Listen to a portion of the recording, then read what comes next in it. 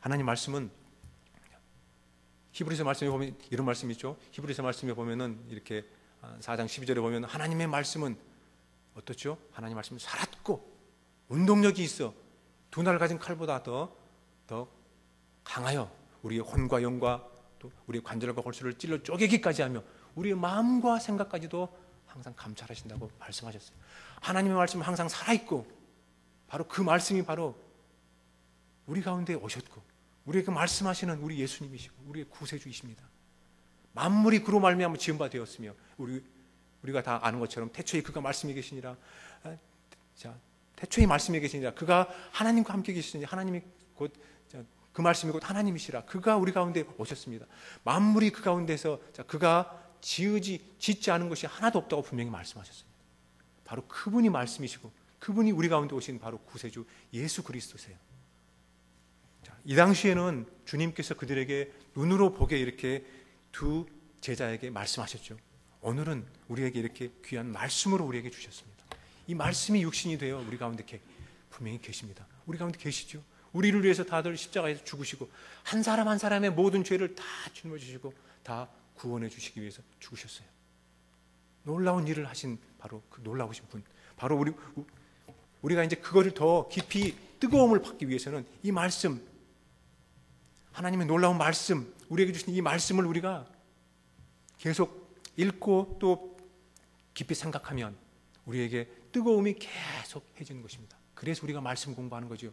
그래서 우리 교회도 이렇게 계속 말씀 공부하며 또 주일 아침에 작년 성경 공부도 하고 많은 분들이 있습니다. 어제 우리 집사님께서 이렇게 말씀하시더라고요. 우리 남 집사님께서 항상 옆자리에서 항상 장정 이렇게 함께 성경 공부를 했는데 이제는 그 모습을 볼 수 없게 됐다고. 그분이 그렇게 말씀을 사모하셨어요. 2년 전까지만 해도 이렇게 어떤 구원이 어떤 건지 잘 모르셨어요. 저희들 계속 우리 목사님과 같이 기도하면서 결국 이렇게 한 1년 반 전인가 2년 전인가 그렇게 이렇게 주 예수 그리스도를 증거할 때 그분이 입을 열어서 주 예수님은 내 구주입니다라고 고백했습니다. 이런 놀라운 일을 이렇게 우리 가운데 우리가 그걸 보고 우리가 바로 그 일의 증인입니다.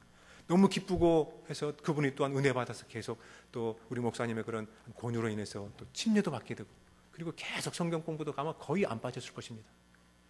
우리 집사님은 말씀하세요. 너무 그렇게 신실하고 이 말씀을 주시면 주시는 대로 쏙쏙 받아들이고 얼마나 겸손하게 얼마나 받겠는지 모릅니다. 하나님이 그분을 사랑하셔서 우리보다 먼저 아름다운 곳으로 불러가셨습니다.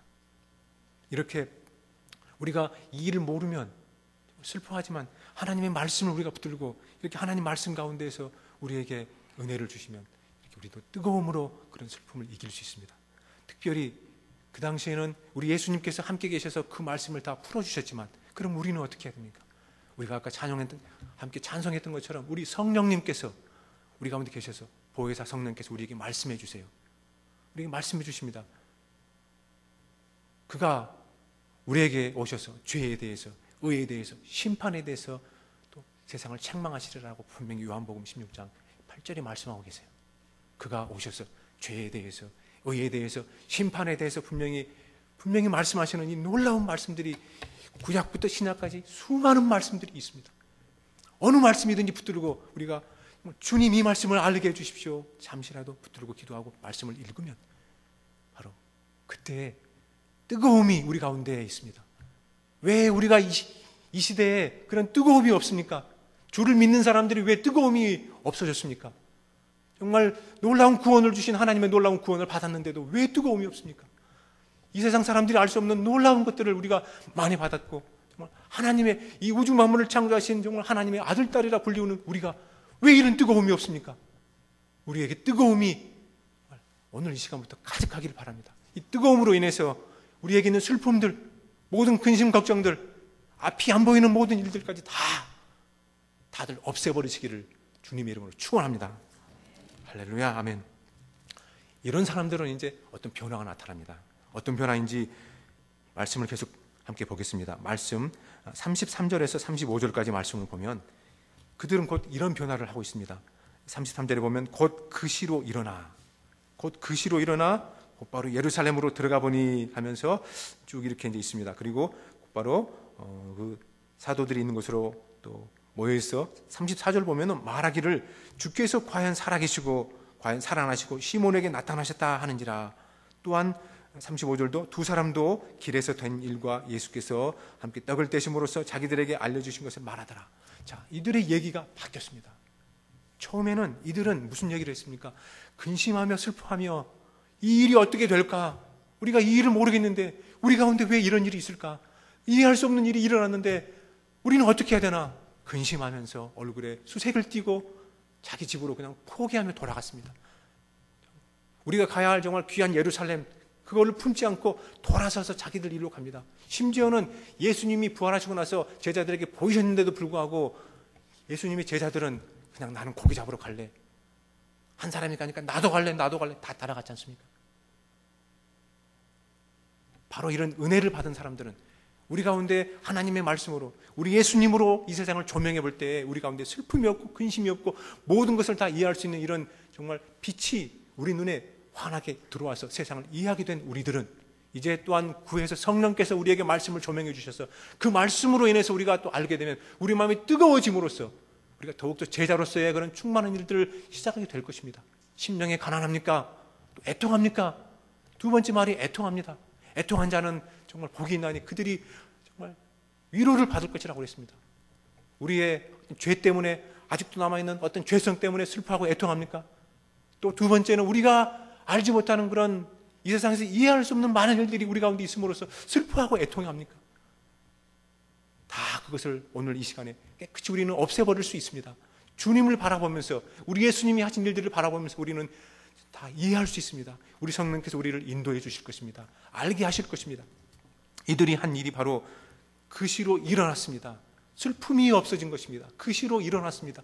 그들은 아주 깨끗하게 일어나서 슬픔을 딛고 슬픔을 없애며 주님을 향해서 갔던 것입니다. 주님께서 그들에게 말씀하셨습니다. 정말 제자의 삶을 살라고 말씀하신 것이 바로 그들은 이제 실천의 길을 지금 진행하고 있는 것입니다.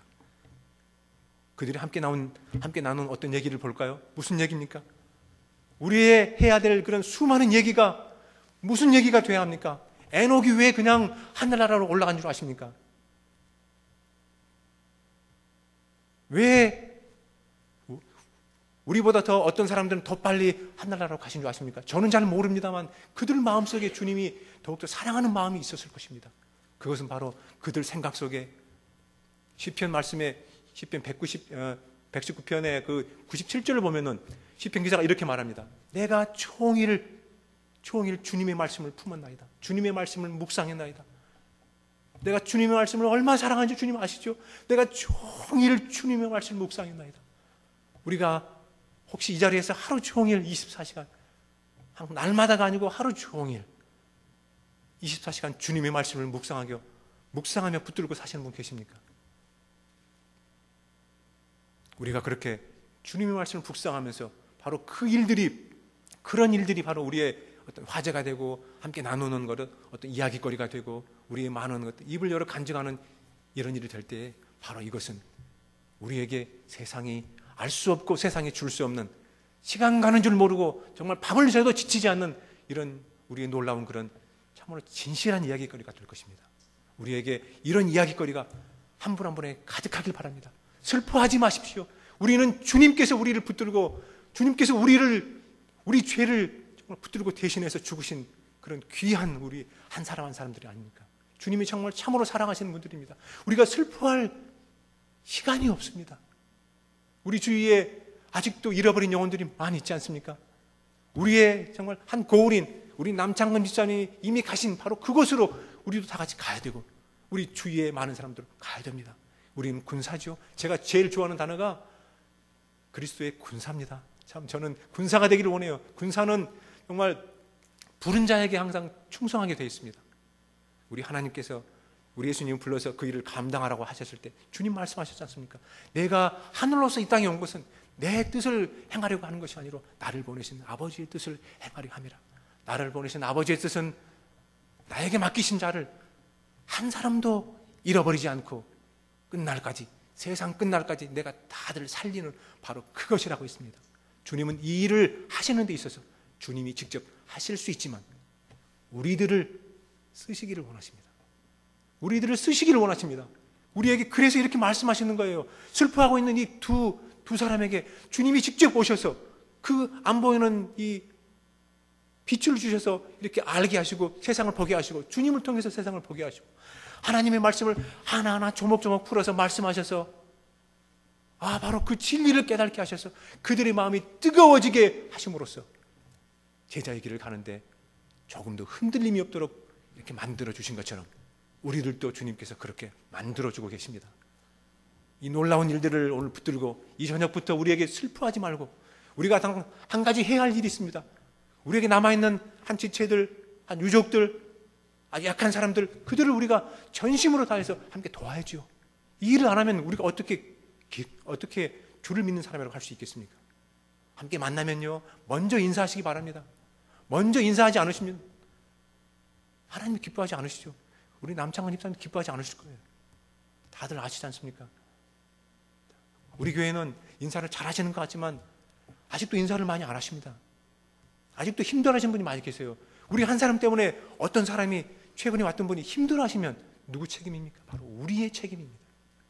바로 그 인사하는 것에서부터 시작해서 우리가 직접 복음을 증거하는 데까지 우리는 하나하나 모두가 다 참으로 이런 귀한 제자의 사명들을 잘 감당하시기를 주님의 이름으로 축원합니다. 함께 기도하겠습니다.